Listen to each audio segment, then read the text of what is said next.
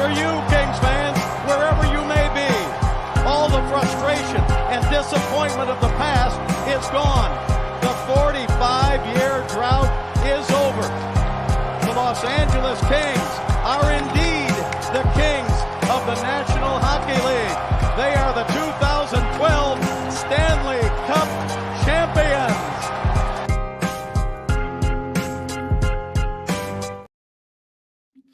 What's going on, guys? Welcome to another post-game live here on Dime Dropper for the 2023-24 season after Lakers and Suns and the debut of Damian Lillard. Before we get started, please make sure to subscribe on YouTube at Dime Dropper. I can see it. I can feel it. I can sense it. We are almost at 5,000 subscribers. Please hit the notification bell so you know every single time I go live or post any video of any sort live after Laker and Clipper games for the most part, if I'm not at a Clipper game. But I told y'all I'm going to do a better job of trying to go live after Laker games this year, and so far 2 for 2. 20 people watching on Twitter? Okay, you know what? I'm not going to touch it tonight, but I would be very thankful to every single person that's watching on Twitter if you click on the link below the video you're watching and go to YouTube, because that's where I make my money. That's where the base is. So if you do that, I would really love you for that, and subscribe. But for watching on Twitter, thank you for tuning in. Let's get into it. So the Damian Lillard 76ers game, I only really got to watch the second half.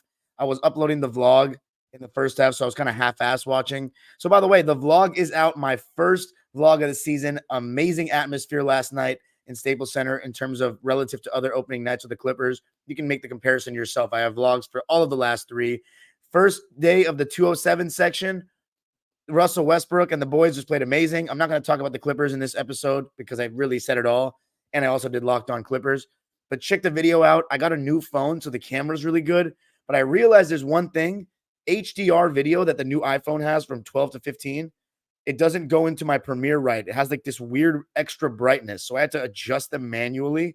So I turned the HDR off on my phone. So let me know if any of you guys have the iPhone 12 to 15. Let me know if you ever turn HDR off and how much worse the video is, because even though the video is going to look much better in the vlog, which, by the way, you guys got to check out and comment on because it's so many fans, so many great things in it. The vlogs are going to another level this year, but I'm going to start turning off HDR and seeing how it works. So let me know if it's way worse, but it still looks really good. But just know it's going to get even better.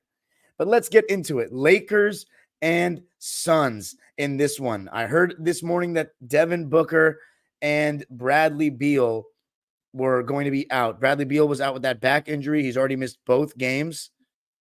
And Devin Booker out with a foot injury. Now, he was questionable to play against the Golden State Warriors, but he looked amazing when he played, right? It didn't look like he was injured at all. Then he now is listed as out. Me being the load managing hater, I was a little skeptical, but it turns out that he actually is injured. It's not that I doubt that he's injured. It's just that I doubt how serious it is. But it says that he probably is going to miss the next game too. So they said he'd try to give it a go. Didn't play. Of course, they're going to side on the precautionary side as an organization. But that's not a good start for the Suns season for two of their best players to be injured and they're going to miss a couple of games. Puts the onus on KD a lot. So it's really a must-win for the Lakers. And I'll tell you what, it was a tough game, a game that was tougher than you would expect, a game that a lot of people are going to grill the Lakers and say, look how much they're struggling against the Phoenix Suns team without Bradley Beal and without Devin Booker. But at the end of the day, NBA players are NBA players. Kevin Durant had one of his best games I've seen in a while, and you just got to find a way to win games in the NBA. At the end of the season, that win is going to be equivalent to all the other wins that they win when they play amazing. The Lakers didn't play amazing. They couldn't hit a three to save their fucking lives. They were extremely sloppy in the first half, getting outworked, second to loose balls, getting killed on the glass, turning the ball over carelessly, illegal screens, just tossing it up recklessly. LeBron had 5 turnovers. I mean, the Suns were playing much more, playing with a lot more effort. They were taking care of the ball better in the first half. They were just playing with a different intensity. A lot of the offensive rebounds were just off pure fight that Phoenix was getting. And the Lakers, for 2 straight games now to start this season, have gotten off to weak starts where they're a little lazy, letting their the opposing team throw the first punch. I know, look, I've been watching the game for long enough to see when a team is fully engaged defensively and when they're not. I talked about it with the Clippers. I talk about it with every team I watch. The body language of the players, communication, rotations, physicality defensively. Those are three easy ways you can see how engaged the team is defensively. Lakers in the first half, not so much. And even the great Anthony Davis, who I consider the best defender in basketball, wasn't really that, I didn't notice him much in the first half defensively. Second half, different conversation. But let's talk about why this game was so hard for the Lakers. I turned on the game, or they transferred the game after the Milwaukee one when the Lakers were up 7-0. So I didn't see any of that. But as the Suns started getting more comfortable, and Eric Gordon and Grayson Allen started in place of Beal and Booker. But as the Suns started getting more comfortable, I thought one of the ways they started doing that was their defense was pretty good, especially at the point of attack. Josh Okogie and Grayson Allen, I think, were working pretty hard and not letting any of the Lakers really get 2 feet in the paint. Because we know that Nurkic is a weak defender in space, and in the pick and roll, he's going to be in drop coverage. So you can't leave him on an island. You can't leave him guarding 2 guys at once. I thought Okogie and Grayson Allen did a good job against D'Lo and Reeves. And again, just like the Nuggets game, the Lakers' strategy was to put the ball in Reeves and D'Lo's hands and a lot of pick and rolls in the first quarter. Not much of throw it to AD and get out of the way. Not much of LeBron pick and roll. It was mostly those two. And in this game, D'Lo got off to a better start. It took Austin Reeves a little bit. But D'Lo, I thought, was really good in this game overall. Both ends of the floor, had some plays defensively where he had active hands and was just working harder. And again, second straight game, I can tell that D'Angelo's making an effort to play better defense.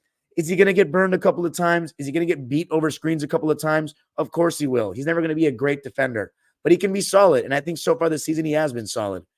But the Suns really got to slow down the pace. And I think one thing with Phoenix this year, and I think it's pretty consistent with Frank Vogel teams, is they're going to play a slower pace. And I don't think the Phoenix Suns, even though they have some athletes like Watanabe, Okogie, I think for the most part, they're going to play slower with the big three, all besides Booker. Beal and KD are 30 plus. You got Nurkic in there. I don't think they're going to be a very run and gun team. And I think the pace was really favoring them in the first half. Not to say that the Lakers are going to be a run and gun team by any means. They're going to be older and slower and half court as well. But I noticed that the Lakers were trying to run in certain situations in this one. Not as much as my Clippers last night, though. But they were trying to run in certain situations, especially off turnovers. But they couldn't get the stops in that first quarter as it went on. Josh Okogie was fantastic again. I thought he could have played more. Let me see how many minutes he played, because it didn't feel like he played enough. Okay, 33, so maybe he did.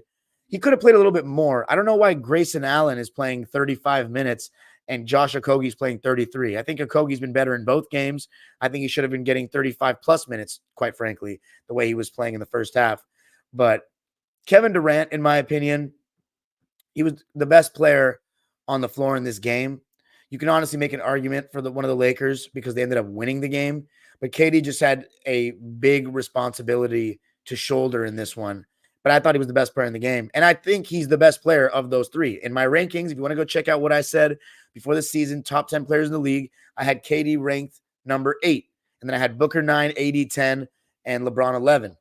And I still think KD, after what I saw tonight, is better than LeBron and AD, even though he lost. And the help, it's totally different when the Lakers are basically fully healthy outside of Vando, and Kevin Durant is, his second best player is Yusuf Nurkic. So it's a difference. I think Devin Booker might be better, though, as I said on the last live. Might be better than KD now. But anyway, the Suns started to play a little slower, started to get decent shots. I thought what really was hurting the Lakers was the Suns were killing them on the glass. They had like 12 second chance points in the first quarter alone. And the Lakers, a lot of it was just ball watching. The Suns just being more active on the glass, just wanting the ball more. Taurean Prince, he had an amazing first game. Absolute 180 in this one. Twice in the first quarter, he was ball watching on an offensive rebound. Kevin Durant was getting him into foul trouble. He couldn't guard him at all. Took a couple of very questionable shots. KD was very tough to stop without fouling for the Lakers tonight. And you saw KD not get many calls against Golden State. But in this one, they were calling the fouls. And a lot of them off the ball, freedom of movement. KD's moving around. And the Lakers are getting way too touchy-feely with bro. So Phoenix, not only with their good defense, But the Lakers, they still were getting a lot of good shots in the pick and roll and just missing. Austin Reeves, Gabe Vincent, another really rough first half, in my opinion, for Gabe Vincent, who, for whatever reason, maybe he's going to be Darvin Ham's new Dennis Schroeder this season. He got a long leash to play, and he's handling the ball so much. And, a couple of his threes are very questionable. I thought he took 2 very questionable threes early in the shot clock that the Lakers just did not need. I don't mind the mid-ranges, a couple of mid-ranges across the board for the Lakers in that first quarter when they went cold. AD, Taurean Prince, Gabe Vincent, D'Lo, and they just weren't falling, and KD started to feel himself, started to get going. And so the Suns had a big run to end that first quarter, and I thought Jordan Goodwin, was someone that was playing really well in the pick and roll in that first half. The first time the Lakers went onto the screen, he made him pay, and they started fighting over the top, started hitting the floater. Thought he was doing a good job finishing around the painted area and just doing well in that pick and roll. But yeah, the rebounding for me was the big difference in that first quarter. Lakers not doing a good job taking care of the ball in the first half at all. And the Suns led 30-18 after one. Rui Hachimura, I thought he played some pretty good defense when he came into the game in the first half. But he was subbed out so quickly as Christian Wood and Jackson Hayes came in. And Jackson Hayes just picked up 3 quick fouls. I thought he tried hard, but what can I say? He was contesting shots. That's the best I can give him. A couple fouls, doesn't really offer much. I still, outside of the crazy athleticism that he has, I still haven't seen much from Jackson Hayes in the NBA to make me say, oh, he's a really solid backup center in this league. I really don't know. But I will tell you this. Rui Hachimura not playing like that, I don't know if that's the best thing for the Lakers. He is going to be one of the better bench players in the league this season, or so I thought. But Gabe Vincent, for whatever reason, got so many more minutes. Let me see the distribution. Rui got 12 minutes and Gabe Vincent got 35. Okay, that's ridiculous. For the Lakers, to me, have 3 guys, D'Lo, Reeves, and LeBron, that should be handling the ball and pick and roll, and everybody else should be playing a role. AD can go get you a bucket. We know this. But I'm going to talk a little bit more about the specifics of that in a sec. But you don't need Gabe Vincent to have such a big a role on this team. The Lakers' advantage now that they didn't have when they had Russ was the size that they have. And you saw that on display in the fourth quarter with Wood, LeBron, and AD all out there. But with LeBron, AD, Wood, Vando when he comes back, Rui, Taurean Prince, you got a lot of wings. Cam Reddish even. You got size. You don't need to lean so guard heavy when you already have D'Lo and Reeves. And the main thing is you're taking the ball out of LeBron's hands a bit too much for me. And I know LeBron has a problem with it because he spoke up about it in the inside tracks I heard on Tuesday. He said, I'm a point guard too, right? I can do it.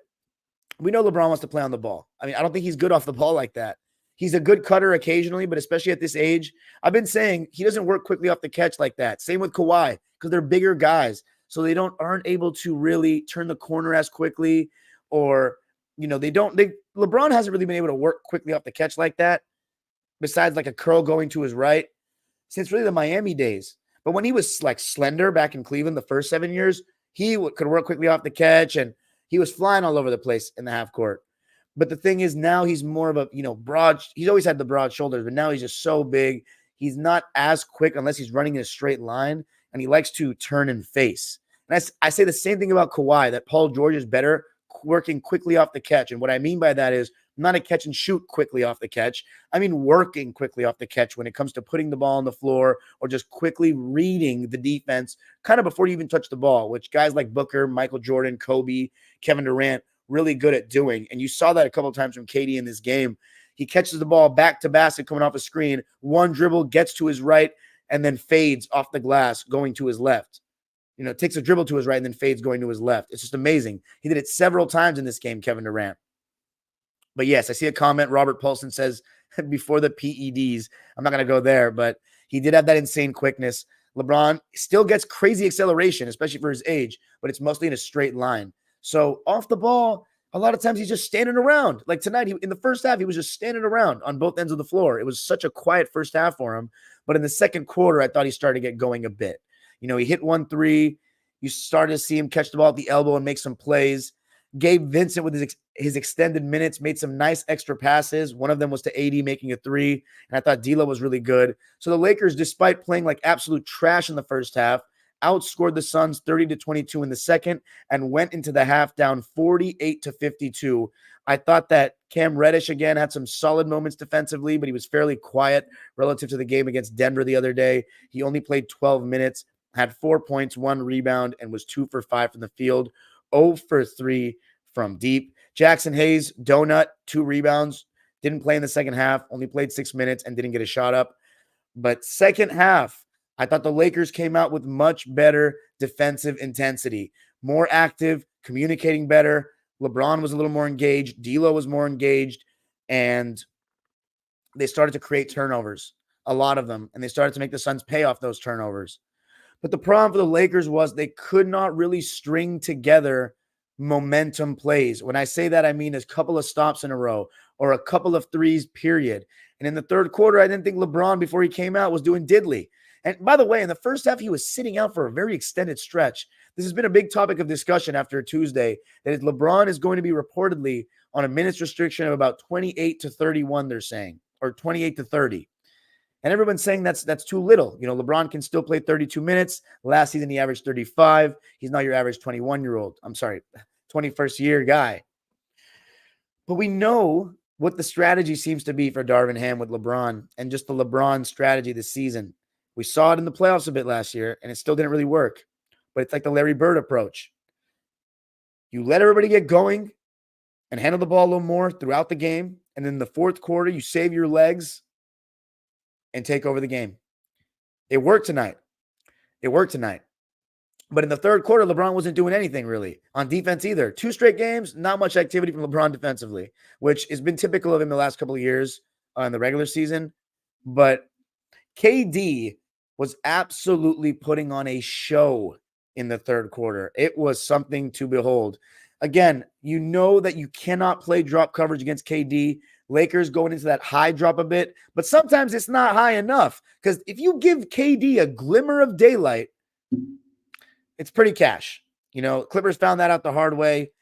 Kevin Durant, when he's playing like this, I think he's up there with the best of them all time. But this is my issue with KD, is against better competition that get a little more physical with him, he's not always going to that mid post, that elbow, like we were seeing tonight.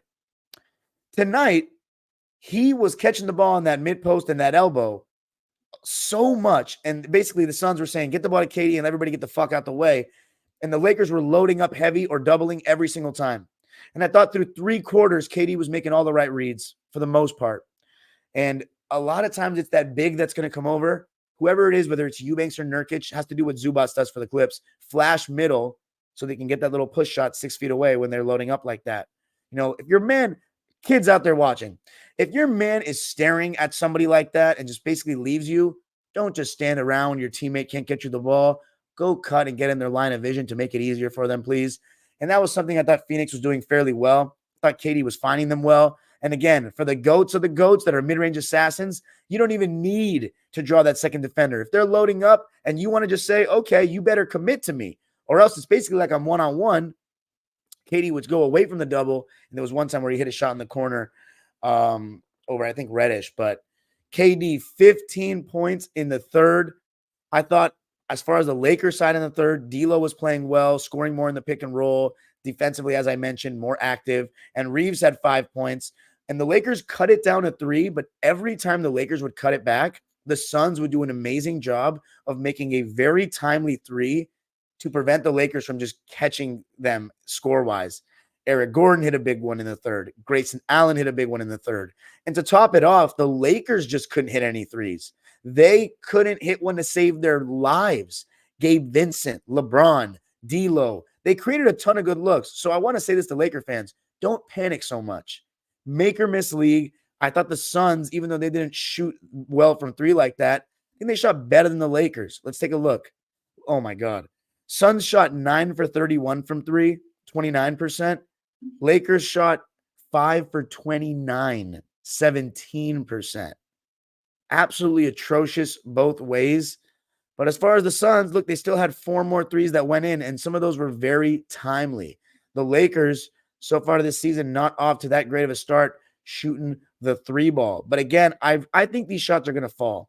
They're very good looks, a lot of them, outside of some of them that were taken by Gabe Vincent. But like D'Lo, for example, was 1 for 7 from deep, and almost all the shots he took, I said, good shot. I had no problem with it. And I think those are going to fall. But as for a guy like Taurean Prince, he really got taken out of the game. He couldn't guard KD without fouling. He was 0 for 5 in just 18 minutes of play, had a donut, which was total 180 from his amazing debut the other day. But the third quarter, the Suns outscored the Lakers 32-24. I thought KD was playing well on both ends of the floor. Took a charge in the first half against Rui Hachimura. Had a huge block against Gabe Vincent. KD, I think his defense is really underrated. And I think Candace Parker also mentioned that in commentary, and I totally agree with her. But as for the defense, the best in the league, Anthony Davis, 2 blocks in the third quarter. Again, you saw the Lakers in the point of attack being better. And one thing I thought that was fairly interesting about the Lakers was that they were switching Austin Reeves onto KD, but they weren't doing that with D'Lo. Now, correct me if I'm wrong, but I don't remember the Lakers or the Suns trying to put D'Lo in the action that much tonight. If they did, that means the Lakers weren't switching, because I never remembered D'Lo guarding KD at all in this one. But KD played the whole third and was cooking. Suns were up 32-24. I'm sorry, they outscored the Lakers 32-24 and led by a score of 84-72 going into the fourth. And it didn't look like the Lakers were going to come out with the win, but then we saw what the LeBron save him for the fourth strategy was intended to do, because the Kang in year 21 put the team on his back, and got the job done. Outplaying Kevin Durant, Anthony Davis, you could say the same thing, and both of them played the entire fourth quarter. So that was a business decision. We're going to play this whole fourth quarter. We're going to get the job done, because we're not going to start this season 0-2, and we're not going to be embarrassed by losing to a team that has no Beal and Booker, especially for a fan base that probably paid out the ass for tickets tonight. And I think it starts with the Lakers forcing more turnovers. One of the things that everyone's been talking about this year is that the Lakers are going to be one of the better defensive teams in the league. Well, you got to start out, because the Lakers offense, it's going to be half court. It's going to be slow. That's what LeBron James offenses usually are. And even this one, they're not super leaning into LeBron ball right now. It's very let those other guys work in the first couple of quarters, and then LeBron takes over in the fourth. You're going to need more from Austin Reeves, though, with this strategy. You're definitely going to need more from Reeves. And I honestly think you can get more from LeBron before the fourth without giving Gabe Vincent so much leniency. Because look, you don't need so many guards in the lineup when you have LeBron James. That's like having a guard. And then why not have more size defensively? So I just think Gabe Vincent has the potential here to be the next Dennis Schroeder for this team. And granted, I think Gabe Vincent made some good defensive plays. I've noticed he has fairly active hands so far in these first 2 games, but his shot making, or lack of it so far, has been kind of tough, and he has taken some rough shots. And one of them, that was a silly decision to go on the other side of the basket for that reverse, when he could have just gone up strong on the right-hand side, and KD blocked him. He gave him time to – it's like in 2K, right? When they don't go up strong and they do that bullshit wraparound, giving the defender more time to recover and block. It was exactly like that from Gabe Vincent. But it was the stars in the fourth that took the Lakers home. When KD was out of the game, the Suns were crumbling, absolutely crumbling. I thought Anthony Davis did a really good job in this game of sealing deep. And even though he wasn't trying to attack in isolation, and I wouldn't even say it's a he thing. I think the Lakers weren't really looking at him to attack in isolation, which brings up something I wanted to talk about is Anthony Davis good enough as that number one option isolation-wise to win a championship? Because he's not the same ISO player he was in New Orleans. He's not as quick. He's not as agile. He's not as lean. And he's not as good jump shooting. So right now, he's a guy that gets his points in the flow of the game, meaning on rolls, in transition on a rim run sometimes, offensive rebounds. If he's got a little too much space against a big he knows he can attack, go at it. Maybe a mismatch, you get the occasional jump hook. Now, in this one, I thought AD was shooting almost all the time when he was turning around over his right shoulder, Only one time did he shoot over his left, and it was actually the and one to give the Lakers to tie the game at 87. AD sealed pretty well several times in this game. There was one time in the first half where Christian Wood made a nice bounce pass to him. Then in the second half, had a couple of them in the fourth quarter. In the fourth, a lot more LeBron James, Anthony Davis pick and roll. As I said, in the fourth quarter, it's going to be LeBron-centric. They're saving his legs for the fourth. That's what the strategy is. And you saw more of that, and the Lakers are obviously going to get good looks with that action. Even though LeBron doesn't turn the corner the same way he used to. Even, by the way, when I say turn the corner, I meant off the ball. It's a different kind of movement. When you're straight away, it's a little easier to get downhill. When you're moving and you're not just moving in a straight line, that's when you see the slender guys, the T-Macs of the world, the KDs, the Paul Georges. They work a little quicker off the catch, can spin the other direction. Just better ball handlers as well, more smooth. But, for Kawhi, Luka, LeBron, it can be clunky. Really can. And they're also, all those other guys I mentioned are better shooters off the catch. Just better shooters in general from distance. Kawhi is pretty good as well. But for the most part, he's not that quick off the catch at all. But still all amazing players I just named. Those are very small, nitpicking things I'm doing. But Lakers continued to force turnovers in that fourth quarter. A lot better ball pressure, active hands. Vincent active defensively, but as I said, playing a lot. Anthony Davis getting going, LeBron getting going. And when the Lakers tied it at 87, that's when I felt the momentum was shifting. LeBron, when he had that split in the pick and roll when Nurkic came out to hedge, that's when I felt that he was going to take them home. And I've had a big criticism. If you go back to the lives of the last two seasons, LeBron in the regular season has had a really hard time closing these last 2 years. In the playoffs, we saw him do better because Reeves and D'Lo. So now we're going to try to see this strategy pay off for the Lakers further down the line throughout the season. Let D'Lo and Austin Reeves handle the ball more in the first three quarters, and then LeBron, take them home, save your legs for that fourth, minutes-wise and reps-wise handling the ball. The question is, can you afford to have him off the ball, especially when he doesn't really move like that, for that long and be okay? You're really going to need Austin Reeves and D'Lo to be more consistent. But also, the Lakers making their open threes, their open shots, alleviates a lot of these issues. I think right now it feels like the sky is falling for the Lakers offense. Got to calm down. The shooting is going to be, make or miss league. The variance, I think the Lakers are going to be fine in that respect. But they're a little sloppy. Mindset-wise, they got to come out a little bit sharper, in my opinion.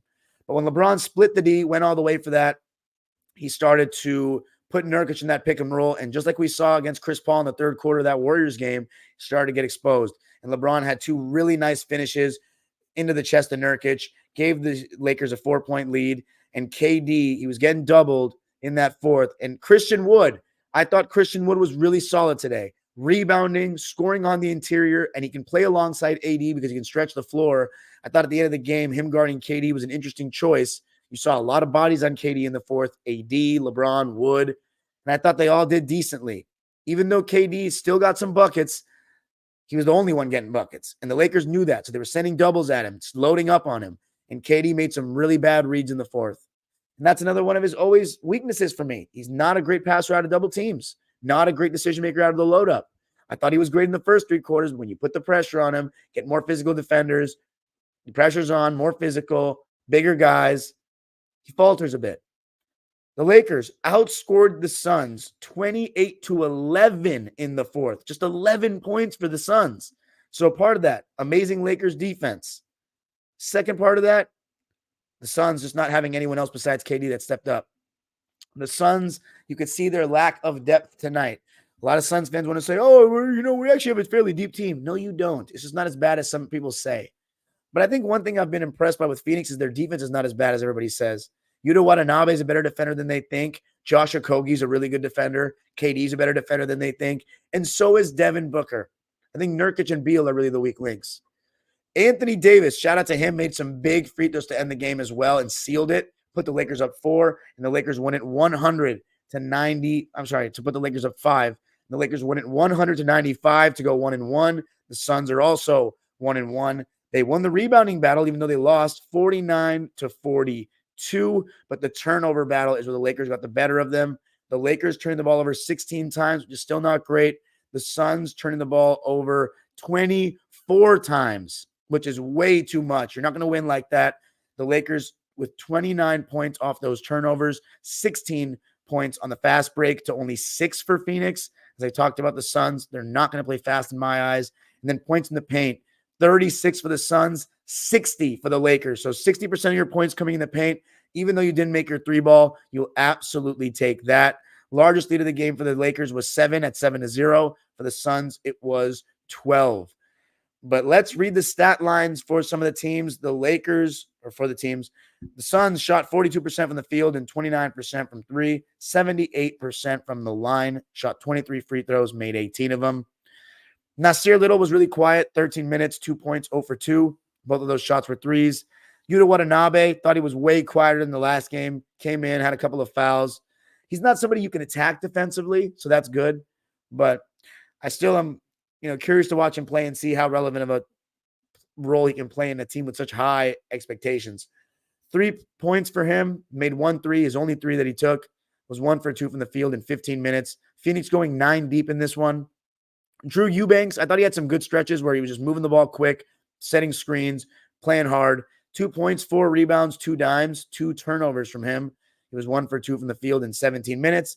Then the bench standout for me for Phoenix, Jordan Goodwin, 14 points, 6 rebounds, 2 assists, 2 steals. He was a +8 when he was in, 6 for 15 from the field, but 1 for 5 from 3. Couldn't knock down the 3-ball besides that one in the first half where the Lakers went underneath the screen. He was also 1 for 3 from the foul line. So overall, in my opinion, impressed with Jordan Goodwin. For the starters, Grayson Allen played 35 minutes. I thought his defense was good, but offensively, I still don't see much from him. Feels like he misses a lot. 6 points, 6 boards, 4 assists for him on 2 for 6 shooting, but he was 2 for 4 from 3. Then Eric Gordon, just a lot of chucking. He was the team worst -27, 15 points, 6 for 16 from the field. Felt like you saw him handle the ball less tonight in pick and roll than against the Warriors, weirdly. 2 for 8 from 3. Again, EJ's just older. He's going to have a lot of inefficient games. We saw that for the Clippers last season as well. But how about Yusuf Nurkic?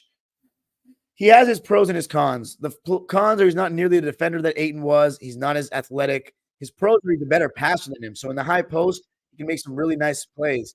There was one play in the first half where KD backcut on Taurean Prince, and Nurkic found him over the top with a really nice lob pass.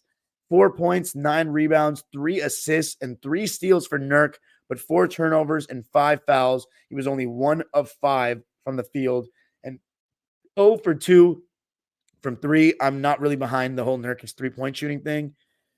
How about Josh Okogie? 10 points, 8 rebounds, 3 assists, as I said, and a block. As I said, I don't think he should be playing less than Grayson Allen. Played 33 minutes. He was 3 for 5 from the field and 2 for 4 from deep, 2 for 2 from the line. I think a really solid start to the season for Josh Okogie. Kevin Durant, really good performance, but didn't close. It is hard, though, when you don't have another star with you while the Lakers have AD and Bron. 39 points, 11 rebounds, 2 assists, a steal, and a block. 8 turnovers, though. 14 for 28 from the field, 50%. 1 for 5 from 3, so he's off to a really rough start shooting the 3-ball this year. 10 for 13 from the line. You like to see KD getting back to the foul line, getting double-digit free throw attempts. And he was a +18, which was the highest for anyone on his team. But the Lakers are the ones that won it. Let's read the lines for them. Already talked about Cam Reddish and Jackson Hayes. Rui Hachimura, 7 points, 1 steal, 1 block. 2 for 3 from the field, 1 for 2 from 3. I think he can play much more. I really do. I like what I've seen so far from him defensively. And I know what he can bring offensively, but he didn't play much in this one again. Christian Wood, 21 minutes played, 7 points, 10 rebounds, and he guarded KD decently at the end of the game. He was a +23, which was the highest of any Laker in his 21 minutes. Christian Wood showing some stuff. And then you had Gabe Vincent, who played 35 minutes for the Lakers in this one.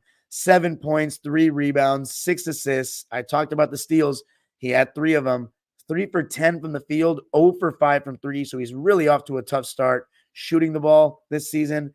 Let's see how much he plays going forward. Austin Reeves, on the quieter side, especially in the second half, only shot 7 times in the game, made 4 of them, was 1 for 2 from 3. Only got 2 free throw attempts. Everybody always talks about how many free throws Reeves gets. It was 1 for 2 from the line. 10 points, 2 rebounds. Got to see a little more from Reeves. D'Lo, very solid game for him. 14 points, 4 rebounds, 5 assists, 2 steals, and a block. So you like to see the 2 steals and a block. 3 turnovers, 6 for 16 from the field, 1 for 7 from 3. I think the 3 ball will fall, but I thought D'Lo was a very big factor if the Lakers win tonight because in stretches where they weren't scoring, he was getting some buckets. And then LeBron, 21 points, 8 rebounds, 9 assists, 2 steals, 2 blocks. I think he did turn it up defensively in the fourth. Late in the game, a couple of rotations. He was sharp on, got an interception late. So I thought that he turned it up at the right time. Just may not be good enough against a team that is better or the Suns when they're fully healthy. LeBron was a plus 22. He was awesome when he was on the court. 21 points, 8 rebounds, 9 assists, 2 steals, 2 blocks, 7 for 14 from the field. So 50% for him, just like KD, but 1 for 5 from 3. So just like KD, 20% from deep, 6 for 8 from the foul line. Very solid performance by Bron. Solid start to the season for him. 21 points in both games. Then AD, who you could argue was the player of the game as well. 30 points, 12 rebounds, 2 assists, 3 steals, 3 blocks, 2 turnovers, 10 for 17 from the field. I don't know. Did I mention that LeBron had 5 turnovers? But 30, 12, 2, 3, and 3 for AD. Amazing stat line. 10 for 17 from the field, 1 for 2 from 3. And here's the stat I like the most, honestly. 9 for 10 from the foul line. AD making his free throws at a 90% rate right there. 30-point game. Got to love it if you're a Laker fan. So 51 points combined from LeBron and Anthony Davis. Overall, my take is the Lakers got to come out with better intensity and focus to start games. What they need is just to make their threes. I don't think Gabe Vincent should play so much more than Rui Hachimura. And I also think that LeBron may have to be a little bit more on the ball on occasion in the first half, especially when D'Lo or Reeves are out of the game. You may not be able to just save him for the fourth because as good as D'Lo and Reeves are, they're still not like bona fide all-star type players. So anyway, a win's a win though for the Lakers. Shooting 17% from 3, that's just not going to be something that sticks in my eyes, but big win. Now, before we get to the Bucks game, which I didn't watch the full thing, as I said, with complete focus, let's read the live chat. Let's see what we got. My cousin Navi says, forget about Dame time. It's dime time. Rusty Ocean says, freak time in Cream City. Luca the mod, my boy Luca says, dime drop a fam. Angelo Choa, Angel, you're quickly becoming a star in the vlogs, my friend. Says, I don't hear dime. I remember that comment. It was like when I hadn't spoken yet. Now on a T, good to see you, man. And by the way, guys, super chats are turned on. If you want to drop $1 or a dime, any donation helps and is appreciated. Always helps with equipment. You know, your boys are trying to work hard out here for you. The Assassin King says, yo, Uzair Khan. What's up, Uzair Khan? Says, Wime. Erod says, Lake Show. Daniel Berry. Shout out Daniel Berry. Says, yo, go Lakers, LeBron, GOAT. Erod says, this game was more the Suns lost than the Lakers won. You really think so? Stratos, going up, Stratos says, he says, if Booker played, the Suns would win by 20. Easy to say that, but it changes a lot of dynamics in the game. Erod says, yes, LeBron made sure the Lakers won in the end, but you saw the Suns got sloppy offensively in the end. Sup, Raid? Don't know why you don't want to be a mod when you're in here every night. Phoenix says, Beal is quick, though. You're right, but more of a quick off the bounce kind of guy, and he still lost a step. Beal's not going to be the reason these guys play fast. And by the way, actually, I'm going to get to you in a second, Gen Z, because another rough take from you yesterday. Says he actually pressures the rim really well. I'll believe it when I see it. KD tunnel vision at the end. Yes, talked about that. Strato says, Booker's definitely better than KD now offensively. I agree. Raid said, man, we'd probably be 2-0 if Darvin doesn't pull Bron in the fourth last game. I disagree with that. You weren't going to win that game. Strato says, more if AD scored in the second half. Game ball goes to Christian Wood, says Raid.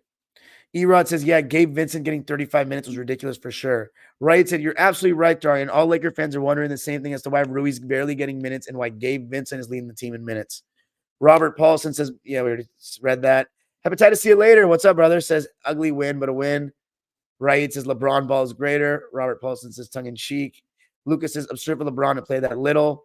Gabriel says, LeBron only scored in 2 quarters today, the second and the fourth. Nice one. I like that. This major off-ballness takes him out for long periods of time, and he can go minutes without taking a shot. If he was better off the ball and could work more quickly off the catch, then it wouldn't be as much of an issue, but I digress. LeBron fans get sensitive when I say that. Raid said, crazy how the oldest player in the NBA is better than 98% of the league. That's facts. He's truly incredible. Robert Paulson said, in the end, which team would be more worried by their performances? Definitely the Lakers. Jordan Smith says, AD defense on KD is something amazing, man. Yeah, he can guard him that much, though. Robert Paulson says, not really when you're talking about one of the best ever. At only 38 being top 10, he's not top 10 in my opinion. Around that isn't that surprising. It's still pretty historic, though, Robert. Jordan Smith said, when you got the best fan in the NBA guarding KD, you live with the results, and he did a good job on KD. Right, said Robert Paulson. Have we ever seen the oldest player in the league or a guy on your 21 play like this? No. Come on, Robert. Who has? Just because you haven't seen something doesn't mean it hasn't happened or existed. Come on, man. I'm a historian. Who has? There's only been 5 other guys to play 21 plus seasons, and none of them were even close to as good as Bron. Name me one. Yeah, I don't know. Oh, man. These guys going out in the comments. One thing about AD is you can always count him to have great defense. That's true. Karl Malone, Kareem, Jordan. Kareem, I mean, I haven't seen the tape yet. But there's no way he was this good. Was he at 38? That was his finals MVP, right? 38. I got to watch that season, to be honest. Right, said Michael Jordan and Karl Malone. Sit this one out. Kareem, I might give you because he was still really good at 38, but he wasn't in year 21. Yeah, but he did play in college for 3 years, which is not as taxing as the NBA, I will say. But yeah, at the year 21, he can still run like a train. 39, Malone averaged 21 and 8. Is we're really going to go with Malone, though, over LeBron, Rob? Come on. They're the oldest in the whole league. At 40, Jordan averaged 26 and 4. Yeah, Wizards Jordan, I got to watch more tape. You guys are just going at it, huh? Oh, my God. Come on. Don't go with the age thing. Oh, my. I'm seeing my this is the popcorn right here, huh? Sit back, read the comment section. You guys just going at it. Pretty funny, honestly. Oh, my God. I still don't understand why Toronto waived Eubanks in the Thaddeus Young trade, especially for a team that was lacking bigs at the time. Yeah, honestly. Jeez, guys, come on. How do you feel about Nurkic as a short roll option? Think he's good. I like it. Oh, my God, these guys. Oh, my God. This is ridiculous. Wood did good, in my opinion, says D-Man. Start C Wood at the 5 with AD. Interesting. Instead of Torian, Torian guarding the point of attack is good, though. I like that Lakers closing lineup, says Niona T. T-Man says bench players need to do better. Rui and Reeves need to step up. It's really hard for Rui to step up when he's playing that little. You feel me? It's a rhythm thing. That's why Washington, he never really caught strikes. He wasn't getting consistent time. And he got injured here and there. Yeah, I don't know how well it would do against the Sun starters. Just stop closing with Gabe, says Raid. Niona T says, personally, I think Suns fully healthy can take down Denver. I totally don't. D-Man says, I'm a Lakers fan, but I think the fully healthy Clippers can take down the Nuggets. Wow. Lucas says, Lakers look really disappointing to me, to be honest. Right? Said Bron outscores the whole Suns team in the 4th if KD's in stat pad. What was the stat pad? He scored at the end? When was he stat padding? They had to keep scoring. Yeah, it's early, but expecting better. 82. Hepatitis See You Later says, Lakers are just getting their feet wet. A little sluggish, they'll be fine. LeBron ball in big 2023 is crazy. Bring back LeBron ball. How much do you think getting back Vanderbilt was needed for them? Not that much. D-Man said they definitely do. They shouldn't have been down at all this game, to be honest. Phoenix says, also, what's with the Lakers guards always missing AD rolling? I don't know. I'll pay attention to that more, and I'll give you an answer next live. Vando can guard KD. Vando moves the needle a lot. If you can shoot average on the corner, that's a big if. Also, what's he going to cook me on? Don't worry. Ham giving Reddish minutes over Christie's pissing me off. Interesting. Hold on.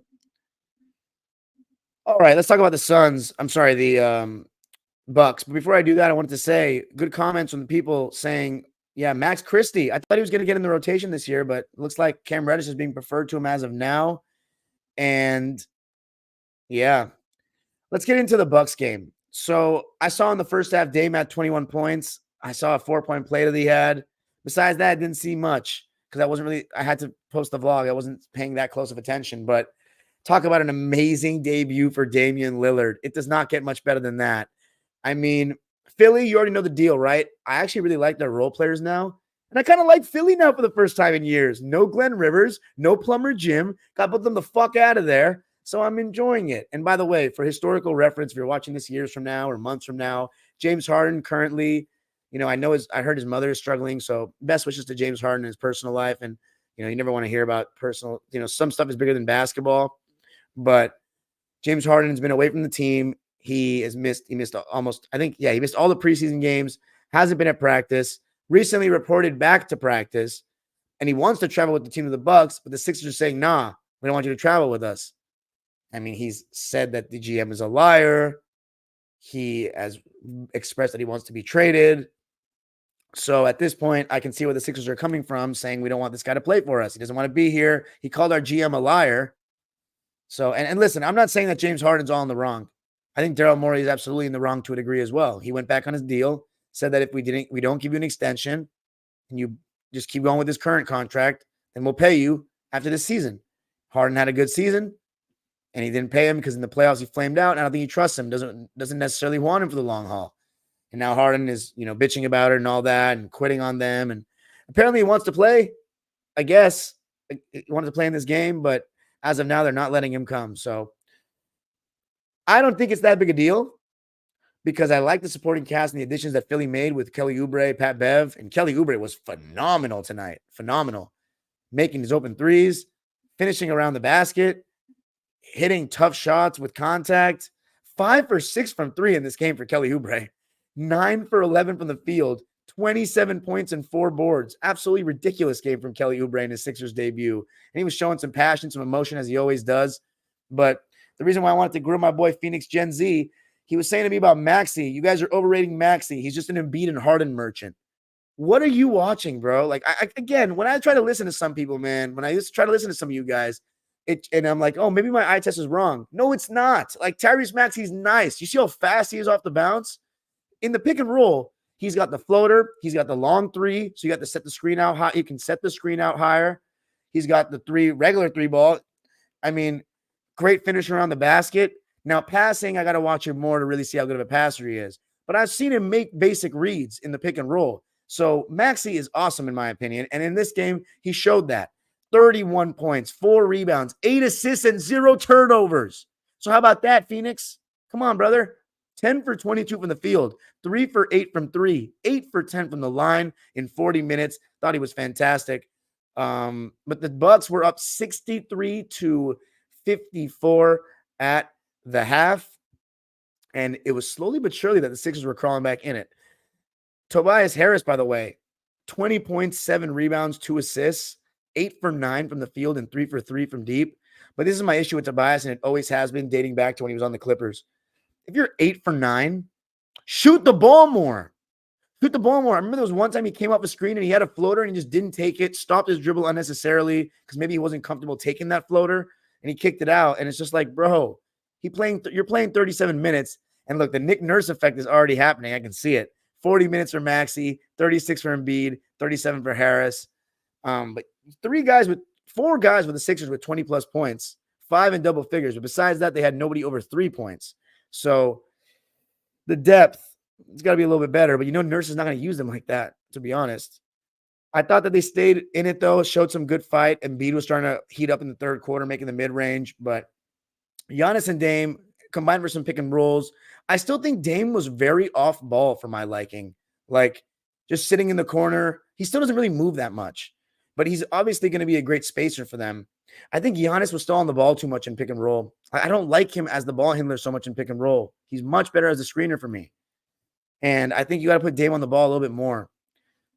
I saw absolutely nothing from Chris Middleton in this game. 2 for 5 and only played 16 minutes. I thought he was fully healthy. He's just playing 16 minutes out of nowhere. Remember, debuts for 2 coaches in this game for their new teams. For Adrian Griffin, it's his first game as a head coach. And I remember Adrian Griffin as the starting small forward for those 06 Mavs teams. But the Sixers, Nick Nurse's first game with them, both coaches, trying their best out there. And it was an interesting fourth quarter, I thought. The Sixers outscored the Bucks 32-30. As I said, they outscored them 31-25 in the third. But just like the playoffs, Joel Embiid in the fourth quarter started bricking everything. A lot of mid-ranges, a lot of long jumpers, missing. Got a little hotter towards the end and narrowed it down. But in the fourth quarter, it was Dame time. And by the way, the Bucks defense, you can already feel the Drew Holiday loss, allowing 117 points of that team. But Dame Lillard, oh man, getting to the basket, he still has the ability to turn the corner. And I thought there was one time when he was driving left. I think it was against Oubre, where he just did a great job of initiating the contact, going into him. Because there's a lot of times when a guy will be on your hip and you can easily just step back. You got to keep going into him, keep leaning into him, get underneath him with the, if you have a lower center of gravity, especially, get underneath them and try to look to put your shoulder into him to create that separation. It's exactly what Damian Lillard did. He was getting to the line a lot. Dame in this game shot 17 free throws.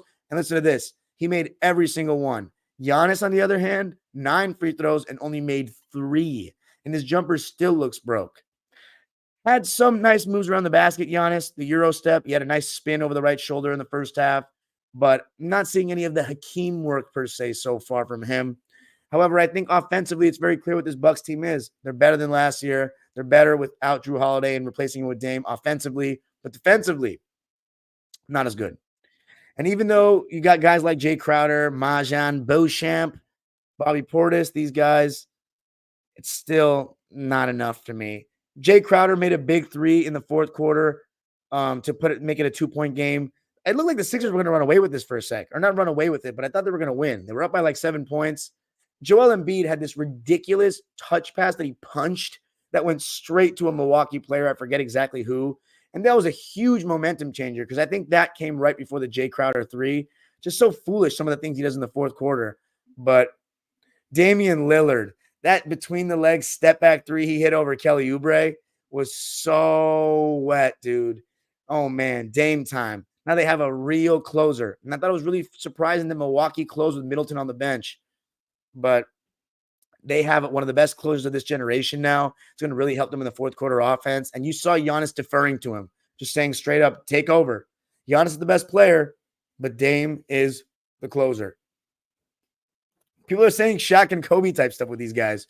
I don't know. I'm not going to give him that kind of praise. But in that similar role where Giannis is the physically imposing force that he's going to be the best player throughout the game, then Kobe's that closer. It's kind of the same with Dame here. So something to watch going forward. But at the end of the day, it was a really tight game. The Bucks came out with the win, 118-117. The 1-point game comes from a last-second 3 made to cut the deficit from 4-1 off the glass. I think it was DeAnthony Melton that made it. Yeah, it was. But Damian Lillard making 2 free throws to seal the deal. A picture-perfect debut for him. And he just took over that fourth quarter. Let me count how many points he had in the fourth. Let's see. 5, 6. Got fouled on a lot of jump shots, Dame. 9, 12. My goodness. 12 points in the fourth. You'll take that all day long. It's a special player right there. And it's not to say that Giannis didn't play that great either. He still played pretty well. Let's read the lines, though, in this game. 44 rebounds to the Bucks to 39 for the Sixers. The Sixers turned the ball over 15 times. The Bucks 14 times. Fast break points and points in the paint were very even. Only 2-point separation for each. The Bucks led by as many as 19. The Sixers led by as many as 8. Both teams shot well from the field. Bucks shot 50%. Sixers shot 51%. The Sixers shot 46% from 3. The Bucks shot 37% from 3. But the Bucks got to the line 8 more times. Philly shot 68% from the line, 19 for 28, so not very good. Bucks didn't shoot that well either, 69%, 25 for 36 from the line, and we know 6 of those misses of the 11 were from Giannis. But the Sixers, I don't expect them to win a game like that at Milwaukee. The Bucks are just a better team. A lot of adrenaline in the building. Great Milwaukee crowd tonight as well. And the Bucks got the job done, and it was an amazing debut from Damian Lillard. The highest scoring debut in Milwaukee Bucks history. You got to love it. And it's so weird seeing Dame in a Bucks jersey. I mean, going to take a lot of getting used to because after 11 years in Portland and thinking he was never going to leave, it's amazing to see it. But it's also amazing to see Dame in a real chance to win a championship for the first time in his career. But let's talk about the lines for the Sixers. Danny Green, super quiet. 14 minutes, 0 for 1, a donut, 2 rebounds, an assist, and a steal. Paul Reed, I know that was a big priority for Philly to get Paul Reed back this summer, and they did. 3 points, 4 boards on 1 for 2 shooting in 12 minutes. Pretty quiet as well. Shout out to Pat Bev, my boy. 2 points, 2 rebounds, 2 assists, 1 for 1, 14 minutes played. very quiet as well. Then the starting five, DeAnthony Melton, 25 minutes, 10 points, 2 rebounds, 4 assists, and 2 steals.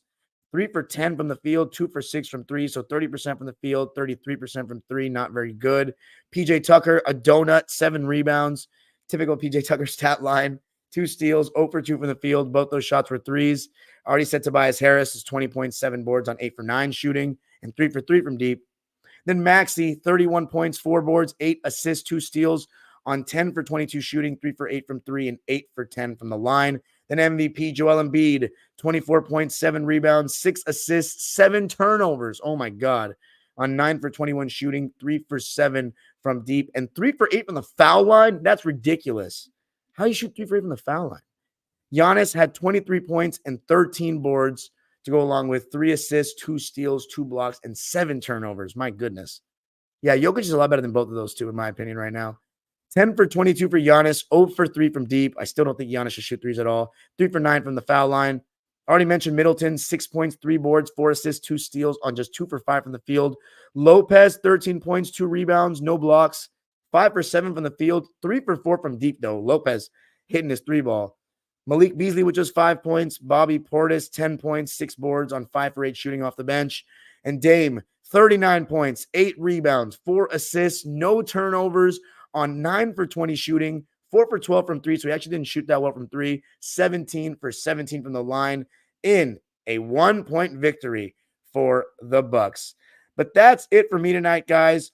My computer's going to die in a sec, so I'm going to have to get off. But let's read the comments right now. Yeah, Ham giving credit to our minutes over. Christy is missing me off. But anyway, for the listeners on Spotify, Apple Podcasts, thank you so much for listening. Let me know what you thought. And yeah, Lakers 1-1, Bucks 1-0, Sixers 0-1, and the Suns 1-1. Peace and have a good one. Yeah, guys, my computer's on 1%. I forgot to bring the charger. So thank you guys so much. Make sure you comment on the video, please, for the algorithms. And check out my vlog from last night. It was awesome.